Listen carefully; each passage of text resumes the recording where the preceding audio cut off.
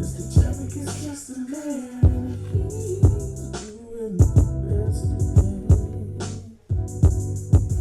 Don't blame Mr. Chadwick. Mr. Chadwick is just a man. He's doing the best he can.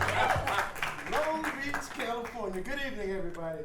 Hey, let's jump on the time machine, unstrap our seatbelts, and take a trip back to the year 1980. In 1980, I was a fourth grader at Laura Montgomery Henderson Elementary School in the metropolis of Troy, Alabama. 10,000 strong. Now, my good friend Jerome McBride and I were classmates. Jerome was a special friend. See, we'd known each other since we were 3 years old.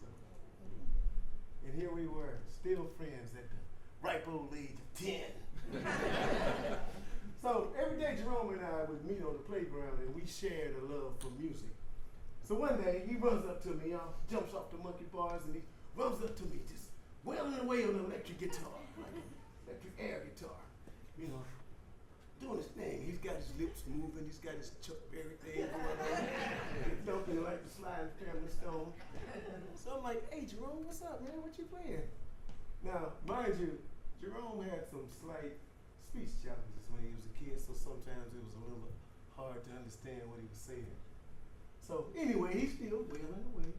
Hey Jerome, what you playing, man? He said, I heard this new song yesterday, man. It's called Musty Gusty Gusty. What? You heard it before, man. Musty Gusty Gusty. I said, no, I ain't never really heard no Musty Gusty Gusty, but he said,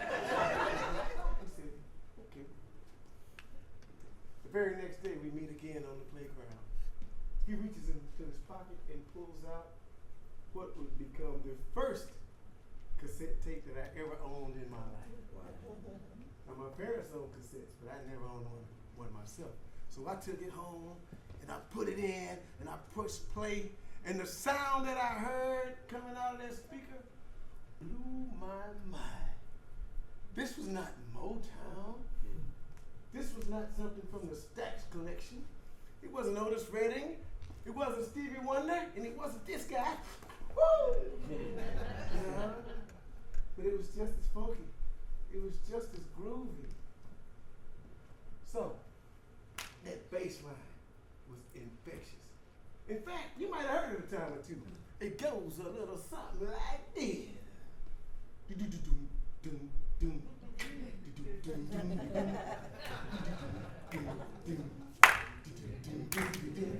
And occasionally out of nowhere a sound would pierce through the speakers that sounded like a light. It went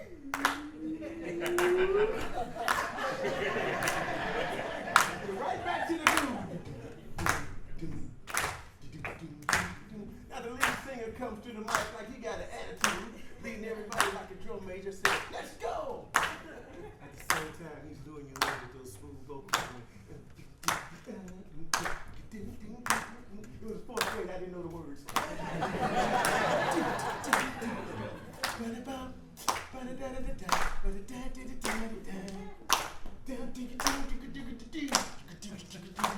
Here we go! Boom, boom, boom.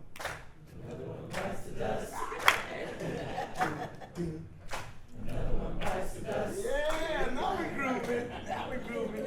So we're grooving right along, and the second verse is coming up, and it's like, you know, it's like this man is taking his trigger fingers and his birdie fingers and got no stuck in an electro socket. Second verse is, I ain't got a name in the gun. So I'm gone by this point. So I must have listened to this tape 2,500 times in a row before I saw this band on TV. And I saw him on the show. It was probably something like American Bandstand, a show that was hot at the time. And much to my surprise, these funky ass musicians were not black. I've been listening to Motown and Stax all my life, so like this was something familiar but something new. In fact, guitar players look like my science teacher. He got this curly fro, kind of like my Uncle Doug. And the lead singer was wearing this, I guess it was a tank top with no number on it, basketball shirt, kind of like the shirt that my dad wore on the weekends when he was off, minus the booty shorts.